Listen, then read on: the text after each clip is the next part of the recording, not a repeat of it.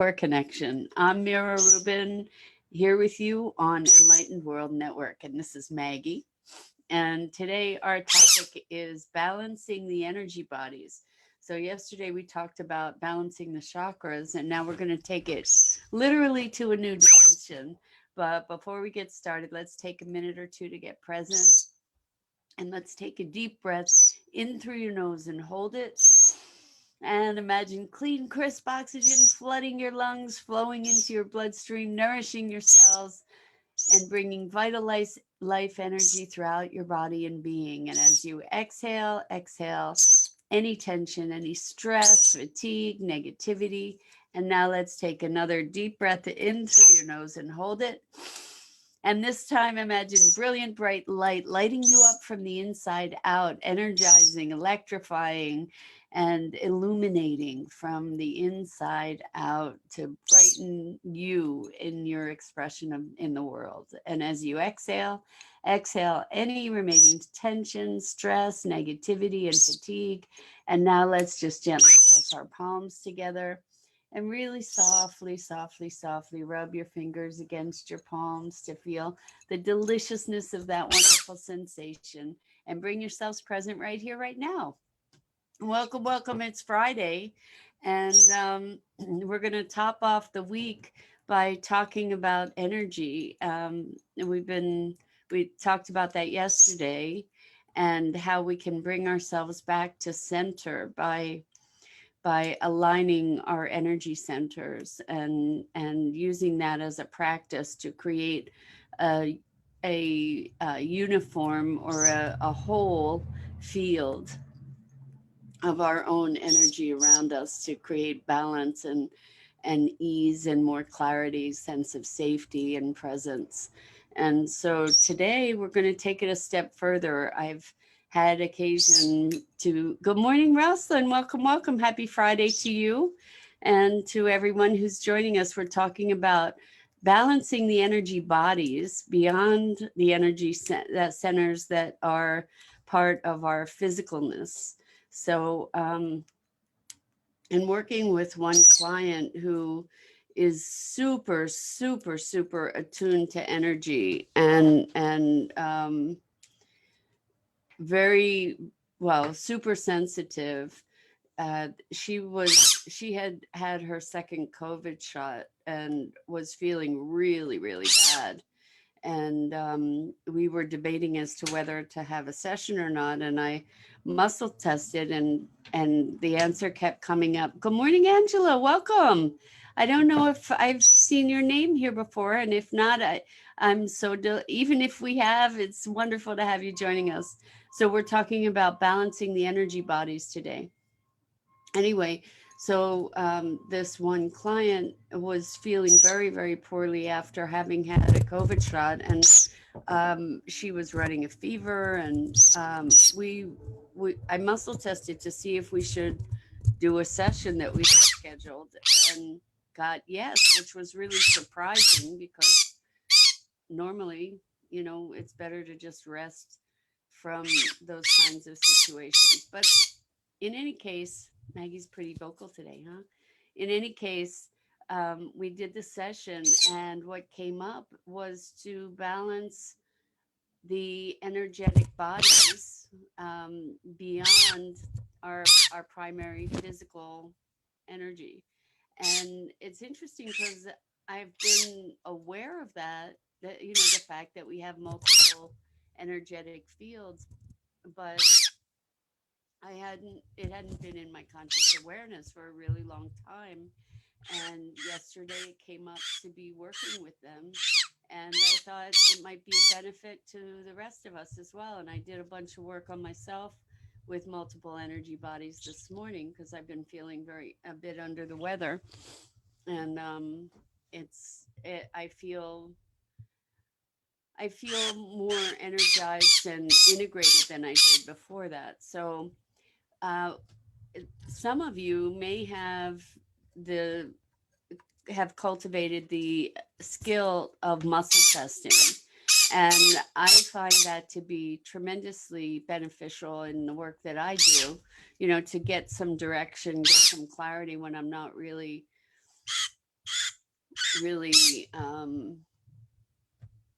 directed consciously or deliberately, sometimes muscle testing really helps. So I can show you how to muscle test, and I can also tell you that it takes some practice.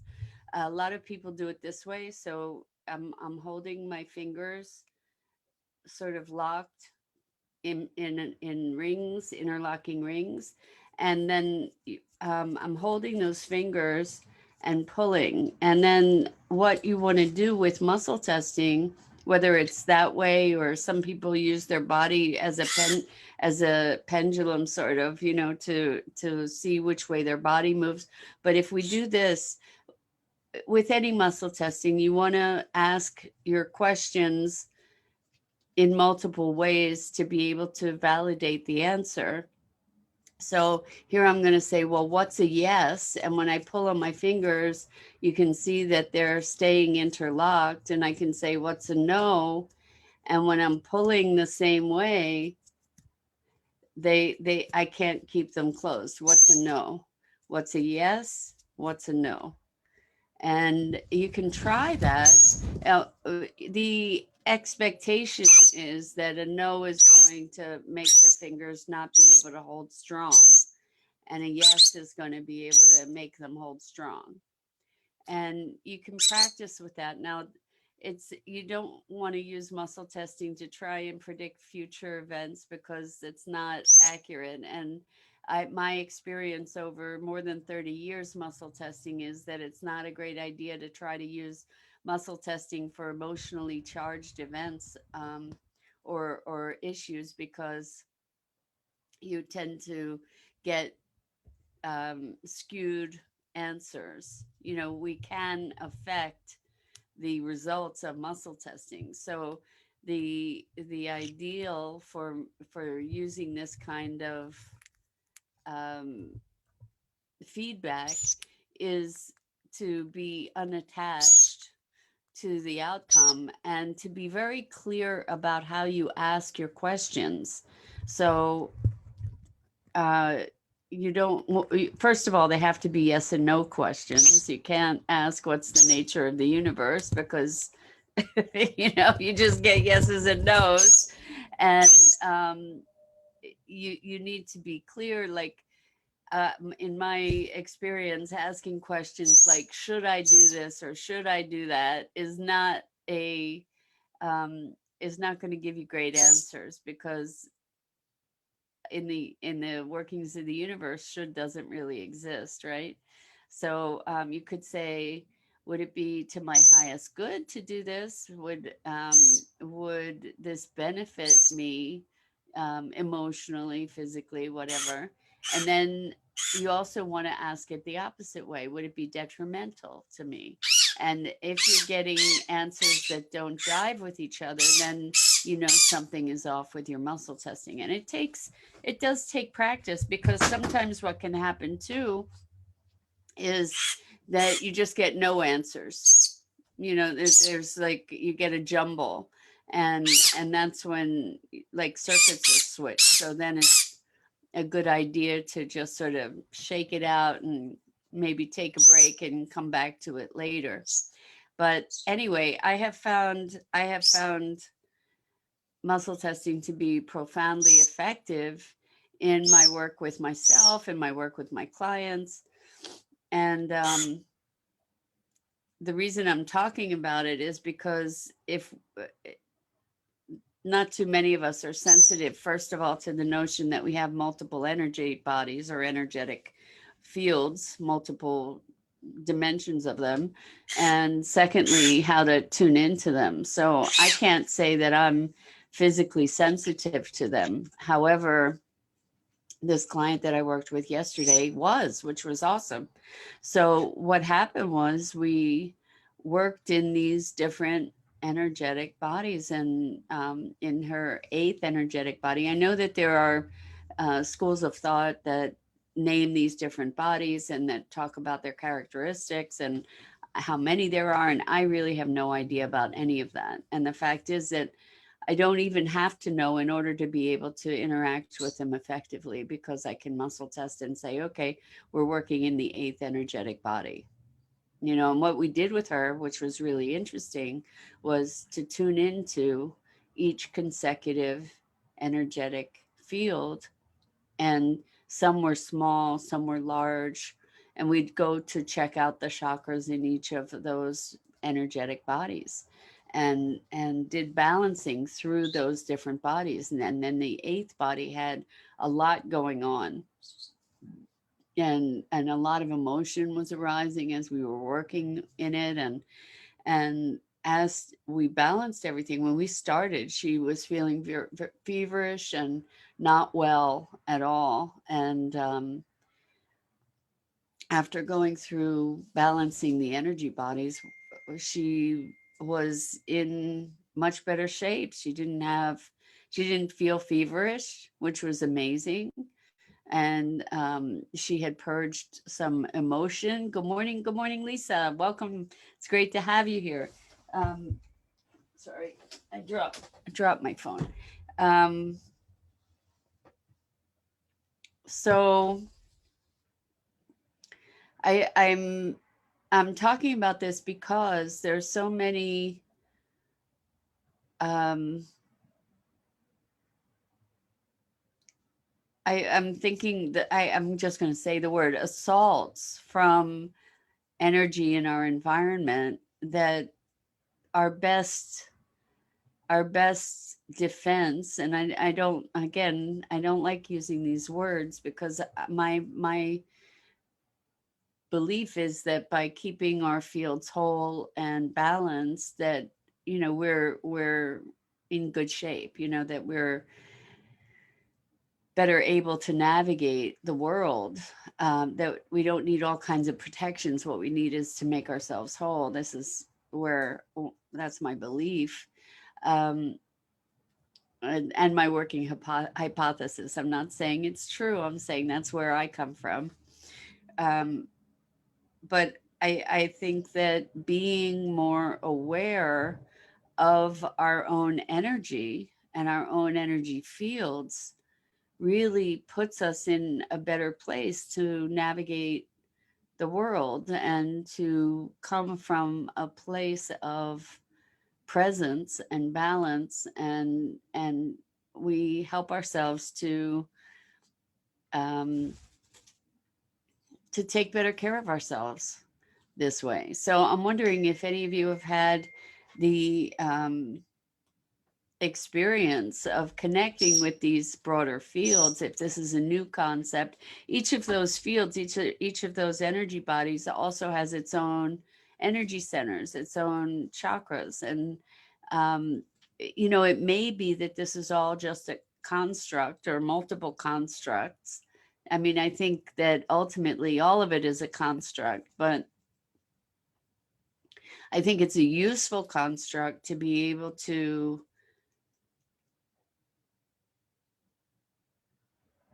affect our experience in a positive and powerful way. So I'm wondering, is this something that resonates for you? Have you had any experience with? Okay, so A Hug So Tight. What a great name. So A Hug So Tight says, this is a new concept for me, but I'm a very basic beginner. Well, I have to tell you that I don't think it's a basic concept. I don't think it's something that most people are aware of. Um, but but uh, we do have access to these different dimensions of energy. And as we can think about them, then we can affect them. And even whether it's true or not true, that by conceptualizing it and interacting with it, we have an ability to affect change in our experience. So we talked yesterday, we were balancing the energy. Sing it, Maggie. Yeah, right, Lisa? Yeah, she's pretty engaged this morning. Anyway, we were talking about the 7 primary energy centers, and then an 8th energy center that's about 18 inches above the head and bringing all the energy up this light channel, balancing it with each energy center as we go, going into the eighth energy center, and then allowing that energy to come down as a cascade of like a fountain of energy that then goes back up through the root and through the energy centers and just keeps going around and around and around to build the field and to nourish and regenerate. And when we take that same concept into these other energy bodies, it's really, really interesting. And one of the things that we did in this session with my client was use the breath, breathing into those energy fields or breathing into a particular center within that energy field, and that affected the size of the field, the dimension of the field, the color of the field. I mean, she's super tuned in. So for her, it was a very, very vivid experience, you know, where she could actually physically, or I'll say physically, connect, but you know, she could experience the energy of it. But Maggie's over at the plant again. Maggie, come here, baby. Come on, Maggie. I'm sorry. Just give me 1 second because Maggie loves to um, disrupt these sessions. It's really funny. She uh, she challenges me and you guys by, it's like she knows when she can try to get away with things. And there's this one plant that's a magical plant, and it's called a night blooming cereus, Cereus. If you have the opportunity to check it out, go look up night blooming cereus online. It's a spectacular plant, and it has flowers that bloom once a year, and they only bloom for one night. They open and they close overnight. And this plant, she's been really working on destroying it for some time, and it still has flowers. And so it bloomed while I was away, but it has two other flowers that are waiting to bloom. And it's exciting, but I also just need to protect this plant from her. Anyway, so that's why I get up to go get her. I wouldn't do that if it weren't a big deal. So, and I know that you guys enjoy having her here. So that's kind of the price we pay for having Maggie be part of our broadcast here. Anyway, we're talking about these energy bodies. Maggie, come on, baby. She's doing it again. There she is. So it was really interesting yesterday to find that in the course of doing this session, one of the energy bodies, the eighth energy body, was red, and it was really, really big. And so by using the breath and breathing in and out of the different energy centers within these energy bodies, it affected change, and also being aware of what was going on when we got to the different energy centers. Sometimes there was an emotion that arose, or sometimes there was a feeling, a sensation that arose as we checked into each of these different centers. So I'm wondering, do you have any experience with this? Have you tried it? And maybe we can even just tune in to, like, here when we work with chakras, we're connecting them to our body, but I'm wondering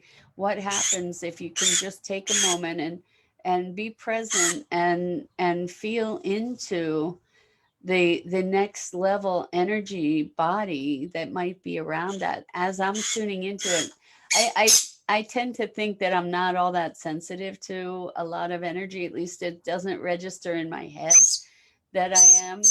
But as I was just doing that, I kind of got goosebumps. Like I don't have hair on my arms, but if I did, it would have stood up. It just was like kind of electrical and tingly to be connecting with this next level energy body. And as you tune into it right now, I'm wondering, do you have any experience of it? So as we tune into it, and I am getting kind of tingly sensations, and I'm uh, noticing something around, like between the solar plexus and heart, actually. Um, and interestingly enough, I was sensing it in my back, and I'm wondering if you have any similar experience as you sort of tune in.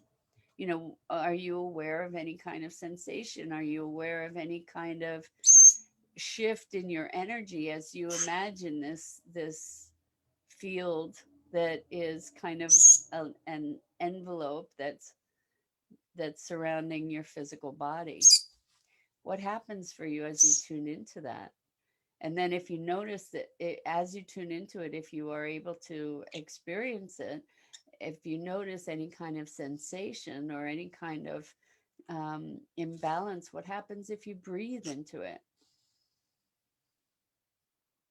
Because this is energy, so the likelihood is that it's easier to, I'm imagining that it's easier to shift because it's like another field once removed, sort of. So how would you do that? So I'm just imagining, I'm imagining, or imaging, we could say, or for those of us that don't visualize super well, maybe just feeling into it. So I'm kind of imagining that there's this energy field that's outside my body, and kind of tuning into that if it were there. And it could be all an exercise in imagination, it could be, but it tuning into it as if it were there. And as I'm doing that, what I'm noticing for me is that I'm getting like this tingling in between my shoulder blades, and right kind of at the level of my heart, but in my back and between my shoulder blades. And I'm actually getting goosebumps down my arms. And so, whether it's real or it's not real, I'm noticing that there's something energetically going on between my shoulders, but out beyond my body a bit. And it feels like you're making it up. And maybe you are. But even if we are making it up, it doesn't mean that it won't have an impact to interact with it. So, because it could be coming from our other than conscious awareness that's saying, hey, this needs some attention. So, I've got that kind of tingling, weird sensation between my shoulder blades. Now, if I take my breath and I focus it there, and I imagine that I'm breathing in and out of that place, what I notice is that it feels like it's smoothing out. So it's smoothing out and it's feeling a bit more gentle. So a hug so tight says, I noticed a reaction to smile as if I had a certain type of fruit that makes me smile. Well, that's beautiful. That's a lovely thing. And maybe you just gave yourself the gift of a smile. Good for you. And ooh, there's definitely something going on. It just released in my back. I got tingles and goosebumps. So it's, I think it's a good exercise because there are there are other dimensions of being, other dimensions of awareness, other dimensions of experience that we don't normally access. But when we create a construct that gives us access, we can actually impact those. We can actually impact that dynamic in a way that we wouldn't if we were unaware, right? Like it wouldn't have occurred to me to go checking this space between my shoulders. But as I tuned into the at least the imaginings of that energy body, I was able to have this experience and something shifted. I don't know what it was, but I could feel it in my body. It was a sensation that I experienced. So it's interesting how when we put ideas to things, when we um, put a visualization to something, if we put words to something, it gives us a way to think about something or to access experiences that we might not otherwise be aware of.